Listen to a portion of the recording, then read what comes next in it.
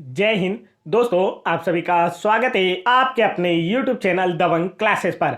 तो दोस्तों, आज हम पढ़ने वाले हैं एमपी पुलिस कांस्टेबल एग्जाम 2022 में 10 फरवरी 2022 की फर्स्ट शिफ्ट में पूछे गए जीके, जीएस और साइंस के क्वेश्चन, जो कि आपके आने वाले एमपी फॉरेस्ट, जेल प्रहरी, एमपी पुलिस कांस्टेबल, एमपीएसआई, पटवारी जैसे एग्जाम के लिए काफी ज्यादा इंपॉर्टेंट साबित होंगे।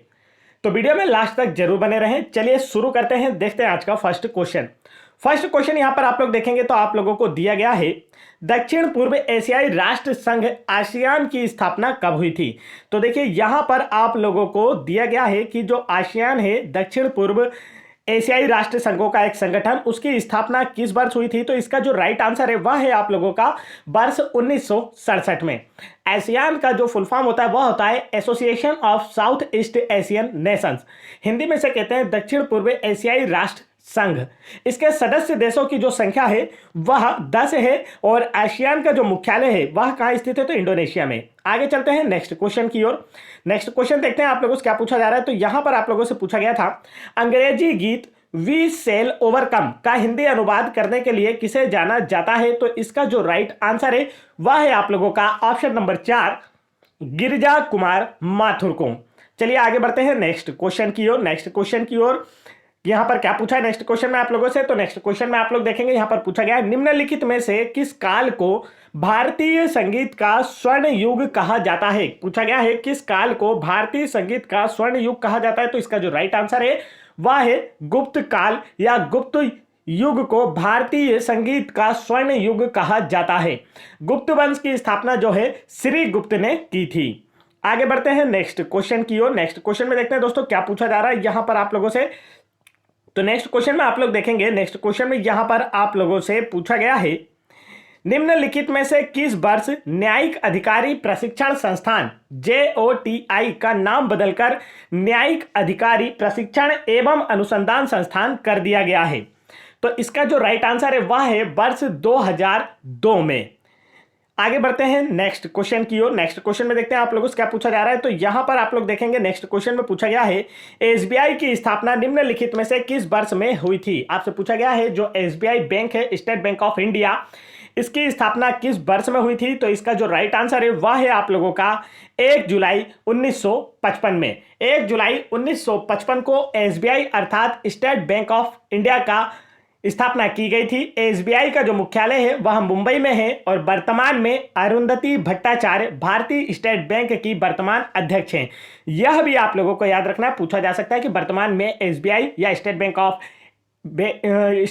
की जो वर्तमान में अध्यक्ष वह कौन है। तो आपका आंसर होगा अरुंधति भट्टाचार्य। आगे बढ़ते हैं नेक्स्ट क्वेश्चन की ओर। नेक्स्ट क्वेश्चन की ओर बढ़ने से पहले दोस्तों मैं आप लोगों को बता दूं, यदि आप लोग आने वाले एमपी पुलिस कांस्टेबल, एमपीएसआई, पटवारी, जेल प्रहरी, पटवारी जैसे एग्जाम की प्रिपरेशन की तैयारी कर रहे हैं और आप लोग एमपी पुलिस कांस्टेबल 2020 की सभी शिफ्टों की पीडीएफ फाइल डाउनलोड करना चाहते हैं, जो कि आप लोगों को दिखाई दे रही है हिंदी और इंग्लिश दोनों ही मीडियम में, तो आप लोग वीडियो के डिस्क्रिप्शन में दी गई लिंक पर क्लिक करके आसानी से सभी शिफ्टों की पीडीएफ डाउनलोड कर सकते हैं। नहीं तो आप लोग इस नंबर पर, जो नंबर मैंने आप लोगों को दिखा रहा हूं यहाँ पर स्क्रीन पर, इस नंबर पर व्हाट्सएप कर भी आप हमसे यह पीडीएफ आसानी से प्राप्त कर सकते हैं, जिससे आपकी प्रिपरेशन बेहतर हो पाएगी। आने वाले एग्जाम में आप लोगों का भी सिलेक्शन हो पाएगा। तो बढ़ते हैं नेक्स्ट क्वेश्चन की ओर। नेक्स्ट क्वेश्चन में देखिए क्या पूछा है। तो यहां पर आप लोगों से पूछा गया है, मध्य प्रदेश लघु वनोपज व्यापार और विकास सहकारी समिति की स्थापना निम्नलिखित में से किस वर्ष में हुई थी। क्या पूछा जा रहा है, मध्य प्रदेश लघु वनोपज व्यापार और विकास सहकारी समिति की स्थापना निम्नलिखित में से किस वर्ष में हुई थी। तो इसका जो राइट आंसर है वह है आप लोगों का ऑप्शन नंबर 4, वर्ष 1984 में हुई थी। आगे बढ़ते हैं नेक्स्ट क्वेश्चन की ओर। नेक्स्ट क्वेश्चन में देखिए क्या पूछा गया है।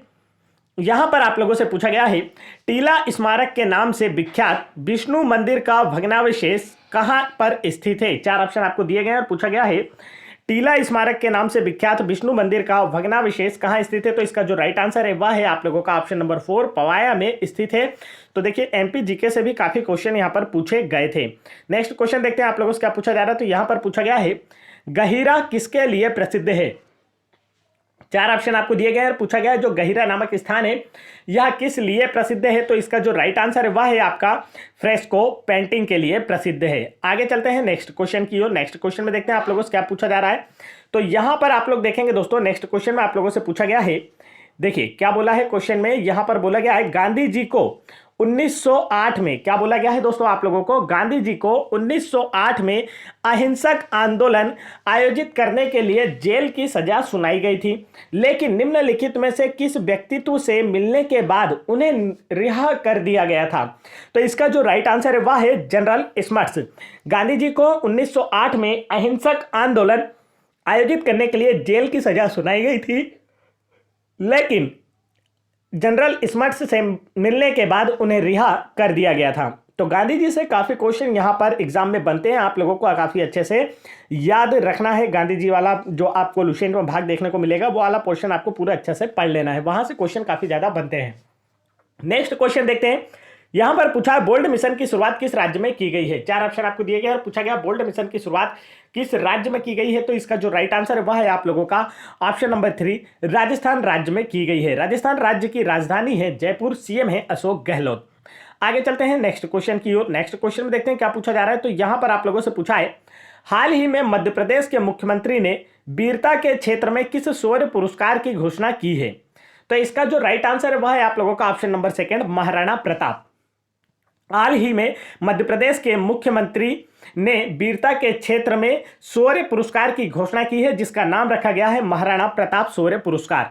आगे चलते हैं नेक्स्ट क्वेश्चन की ओर। नेक्स्ट क्वेश्चन में देखते हैं आप लोगों से क्या पूछा जा रहा है। तो यहां पर आप लोगों से पूछा गया है, निम्नलिखित में से कौन सी नदी भ्रंश घाटी से होकर प्रवाहित होती है। 4 ऑप्शन आपको दिए गए थे और पूछा गया था इनमें से कौन सी नदी है जो कि भ्रंश घाटी से होकर प्रवाहित होती है। तो इसका जो राइट आंसर है वह है आपका ऑप्शन नंबर 3, ताप्ती। मध्य प्रदेश की 2 नदियां नर्मदा और ताप्ती नदियां जो हैं यह भ्रंश घाटी से होकर प्रवाहित होती हैं और यह भ्रंश घाटी से प्रवाहित होकर पश्चिम दिशा की ओर बहती हैं। ताप्ती नदी का उद्गम जो है बैतूल जिले के मुल्ताई से होता है तथा यह खंबात की खाड़ी अरब सागर में गिरती है। आगे बढ़ते हैं नेक्स्ट क्वेश्चन की ओर। नेक्स्ट क्वेश्चन में देखिए क्या पूछा जा रहा है। तो यहां पर आप लोगों से पूछा है, भारत सरकार द्वारा प्रधानमंत्री उज्ज्वला योजना PMUY की शुरुआत किस वर्ष की गई थी। क्या पूछा गया है, भारत सरकार द्वारा प्रधानमंत्री उज्ज्वला योजना की शुरुआत किस वर्ष की गई थी। तो इसका जो राइट आंसर है वह है आप लोगों का ऑप्शन नंबर 2, 2016 में। भारत सरकार द्वारा प्रधानमंत्री उज्ज्वला योजना की शुरुआत वर्ष 2016 में की गई थी और इस योजना के तहत गृहिणियों को जो गैस सिलेंडर है वह बांटे गए थे। आगे चलते हैं नेक्स्ट क्वेश्चन की ओर। नेक्स्ट क्वेश्चन में देखिए क्या पूछा जा रहा है। तो यहां पर आप लोग देखेंगे नेक्स्ट क्वेश्चन पूछा गया था, निम्नलिखित में से कौन सा गलत कथन है। 4 ऑप्शन आपको दिए गए थे और पूछा गया था इनमें से कौन सा गलत कथन है। तो पहले जो सही कथन है उन्हें हम पढ़ लेते हैं। लोक संगीत के वाद्य यंत्र आमतौर पर स्वयं संगीतकारों द्वारा तैयार किए जाते हैं, यह बिल्कुल सही है।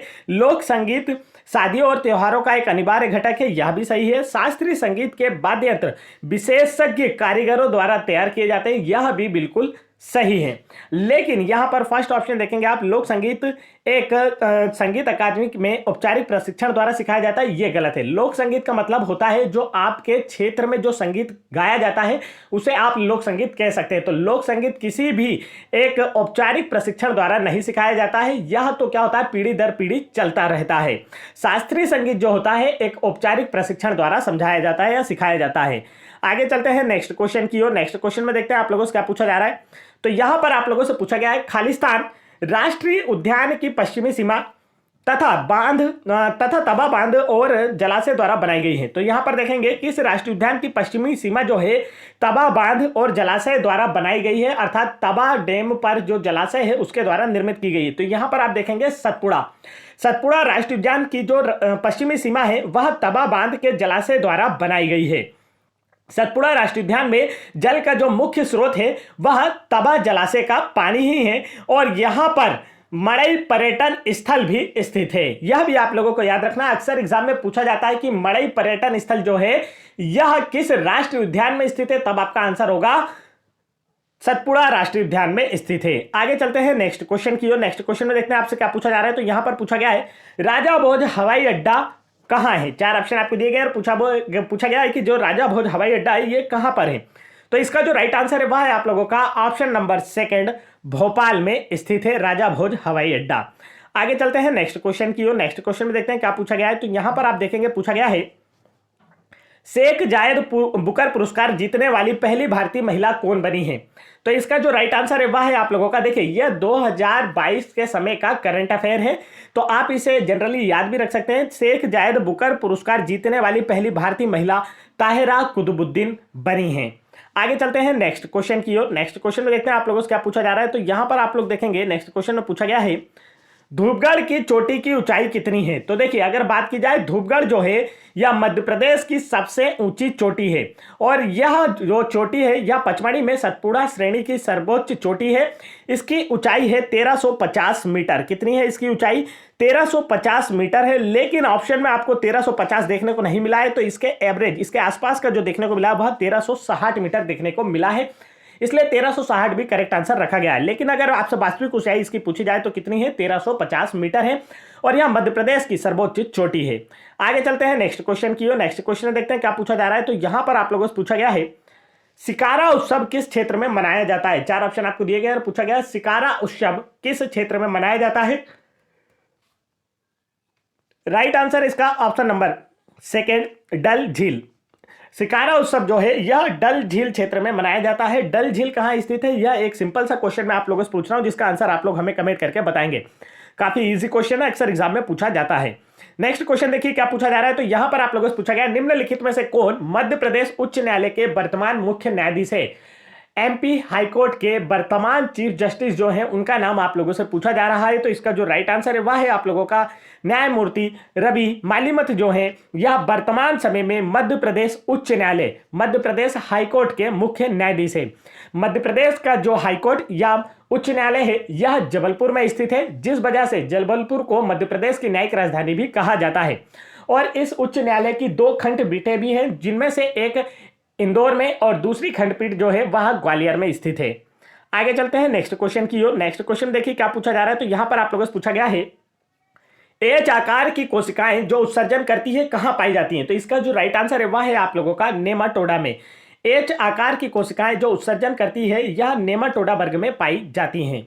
आगे चलते हैं नेक्स्ट क्वेश्चन की ओर। नेक्स्ट क्वेश्चन में देखते हैं क्या पूछा जा रहा है। तो यहां पर आप लोग देखेंगे पूछा गया है सन 1967 में मापतौल पर आयोजित 13वीं सामान्य कॉन्फ्रेंस में 1 सेकेंड को किस धातु या हम कह सकते हैं कि किस पदार्थ के इतने कंपन है, जितने कंपन आप लोगों को यहां पर दिए गए हैं, देखिए कितने अक्षरों का है, यहां पर आप देखेंगे 10 अक्षरों के कंपन यहां पर दिए, कंपनों में लगने वाले समय के रूप में परिभाषित किया गया है। तो इसका जो राइट आंसर है वह है CGM 133। देखिए 1967 में मापतौल पर आयोजित 13वीं सामान्य कॉन्फ्रेंस में 1 सेकेंड को CGM 133 के इतने कंपन जो आप लोगों को यहां पर दिखाए जा रहे हैं, इतने कंपनों में लगने वाले समय के रूप में परिभाषित किया गया है। मतलब कि 1 सेकेंड कितना होता है? CGM 133 इतने टाइम्स कंपन करता है, तो उसे क्या कहा जाता है? 1 सेकेंड के रूप में परिभाषित किया जाता है। आगे चलते हैं नेक्स्ट क्वेश्चन की ओर। नेक्स्ट क्वेश्चन में यहां पर पूछा गया है नैप्थलिन बॉल्स भी खालिस्तान से बनते हैं, तो इसका जो राइट आंसर है वह क्या होगा? तो आप कहेंगे इसका राइट आंसर है ऑप्शन नंबर सेकंड, कोलतार। देखिए साइंस के क्वेश्चन हमारे स्टार्ट हो चुके हैं, जीके जीएस के क्वेश्चन और एमपी जीके क्वेश्चन हम कंप्लीट कर चुके हैं। तो यहां पर पूछा है नैप्थलिन बॉल्स किसके बनते हैं? तो इसका जो राइट आंसर है वह है आप लोगों का ऑप्शन नंबर सेकंड, कोलतार के बने होते हैं। नैप्थलिन बॉल्स भी जो होते हैं यह कोलतार के बने होते हैं। कोलतार जो होता है यह एक काला गाढ़ा गंध वाला पदार्थ होता है, जिसका उपयोग नैप्थलिन, डामर और जो आप लोगों के ऑयल्स होते हैं, ऑटोमोबाइल ऑयल, इन सभी के निर्माण में किया जाता है। आगे चलते हैं नेक्स्ट क्वेश्चन की ओर। नेक्स्ट क्वेश्चन में देखिए क्या पूछा जा रहा है। तो यहां पर आप लोग देखेंगे पूछा है 20,000 हर्ट्ज से अधिक आवृत्ति की ध्वनि क्या कहलाती है? 20,000 हर्ट्ज से अधिक आवृत्ति की ध्वनि क्या कहलाती है, आप लोगों से पूछा गया। तो इसका जो राइट आंसर है वह है आप लोगों का ऑप्शन नंबर 4, अल्ट्रासोनिक ध्वनि कहलाती है। 20,000 हर्ट्ज से अधिक आवृत्ति की ध्वनियों को अल्ट्रासोनिक ध्वनि या पराश्रव्य ध्वनि कहा जाता है, जिन्हें मनुष्य द्वारा नहीं सुना जा सकता। जो आपकी पराश्रव्य ध्वनि होती है यह कुछ जीवों जैसे चमगादड़, कुत्तों के द्वारा सुनी जा सकती है। अगर मानव की बात की जाए तो मानव जो होता है यह 20 हर्ट्ज से 20,000 हर्ट्ज के मध्य की जो ध्वनि होती है, इसके बीच की जो रेंज होती है, इस रेंज की ध्वनि को सुन सकता है। 20 हर्ट्ज से कम और जो ध्वनि मनुष्य द्वारा सुनी जा सकती है उसे क्या कहा जाता है? तो आप कहेंगे उसे श्रव्य ध्वनि कहा जाता है।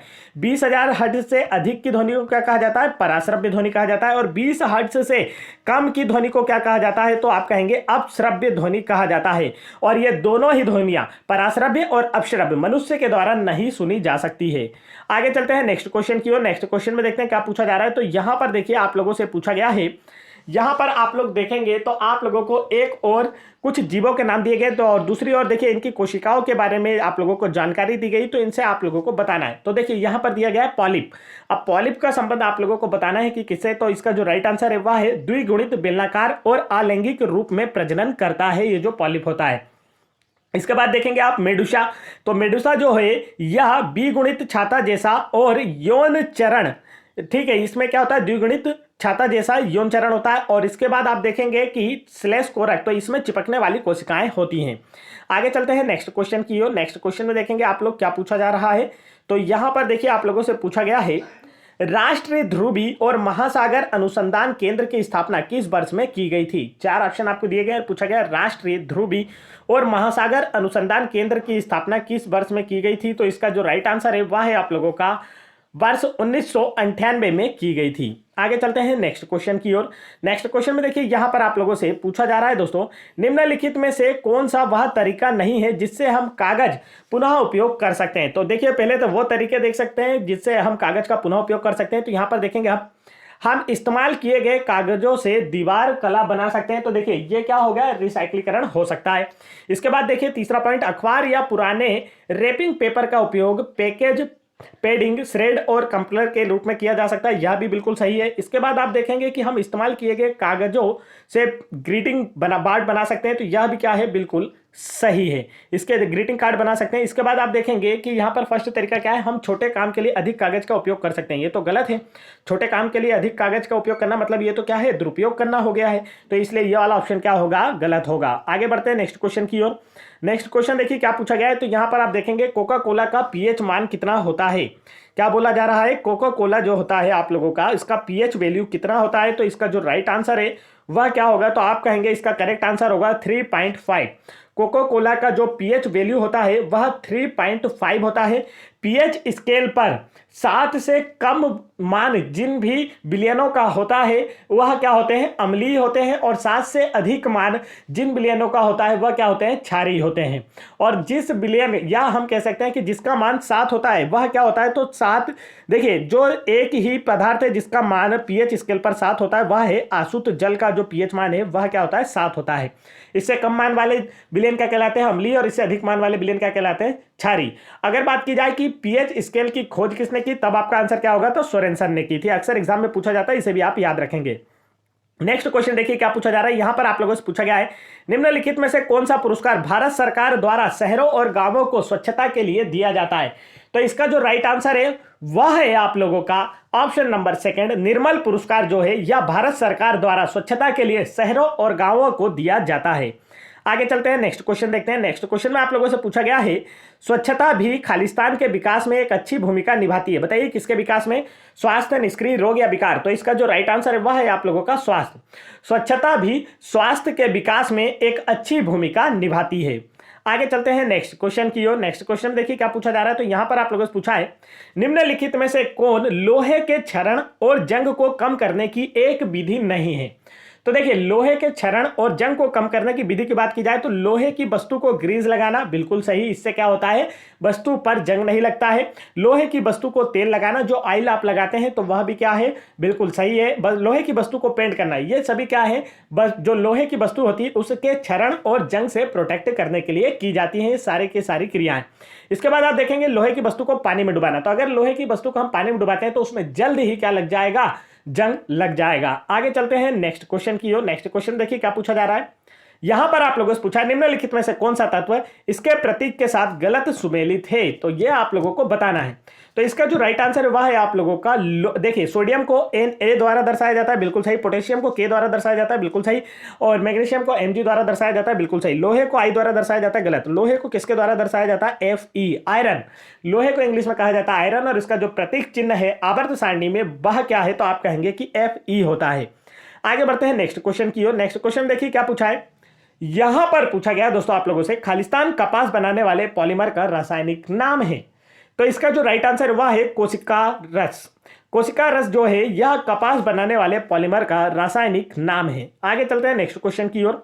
नेक्स्ट क्वेश्चन में पूछा है निम्नलिखित में से किस में संवहनी बंडल नहीं होते हैं। 4 ऑप्शन आपको दिए गए थे और पूछा गया था इनमें किस में संवहनी बंडल नहीं होते हैं। देवदार, पाइन्स, प्राथमिकी या सेवाल। तो इसका जो राइट आंसर है वह है आप लोगों का ऑप्शन नंबर 4, सेवाल में जो होता है यह संवहनी बंडल नहीं पाया जाता है। सेवाल जो होता है यह सहजीवी का उदाहरण होता है। आगे चलते हैं नेक्स्ट क्वेश्चन की ओर। नेक्स्ट क्वेश्चन में देखिए पूछा गया है संघनन एक प्रक्रिया है जब, बताइए इनमें से कौन सी ऐसी कंडीशन है जिसे हम संघनन कह सकते हैं। तो इसका जो राइट आंसर है वह है पानी बारिश की बूंदों के रूप में पानी बनाने के लिए ठंडा हो जाता है। जैसे कि आप देखिए अगर कोई चीज पहले हमने जल को क्या किया, बाष्पित करा। अब बाष्पित जब हो रहा है जैसे किसी बर्तन में और ऊपर से उस बर्तन को ढक दिया जाए और फिर उस जल को ठंडा होने के लिए छोड़ दिया जाए, तो आप देखेंगे वो जो बाष्प होती है वह उड़कर ऊपर जो बर्तन ढका हुआ है उसमें जाकर क्या होती है, टकराती है। अब जब धीरे धीरे जल ठंडा हो जाता है तो ऊपर जो बर्तन आप जिस बर्तन से आपने उस बर्तन को ढका है जिसमें पानी था जिससे बाष्प निकल रही थी, तो उस बर्तन को आप देखेंगे कि उसमें भी क्या होता है, पानी की बूंदें बन जाती है। तो बस पानी बारिश की बूंदों के रूप में पानी बनाने के लिए ठंडा हो जाता है। इस क्रिया को क्या कहा जाता है, संघनन कहा जाता है। आगे चलते हैं। तो देखिए दोस्तों यहां पर हमारे जो जीके जीएस और साइंस के क्वेश्चन समाप्त होते हैं। अब रीजनिंग के क्वेश्चन यहां से लग जाएंगे और मैथ्स के क्वेश्चन आपको देखने को मिलेंगे।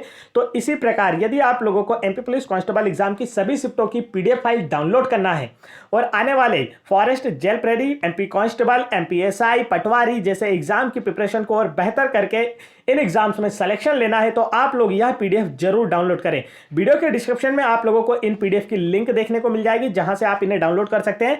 नहीं तो आप लोग इस नंबर पर, जो नंबर मैं आप लोगों को स्क्रीन पर दिखा रहा हूं, इस नंबर पर व्हाट्सएप कर भी हमसे यह सारी पीडीएफ आसानी से प्राप्त कर सकते हैं और आने वाले एग्जाम्स में सिलेक्शन ले सकते हैं। तो वीडियो पसंद आया है तो वीडियो को लाइक करें, चैनल पर पहली बार आए तो चैनल को जरूर सब्सक्राइब कर लें। जय हिंद दोस्तों।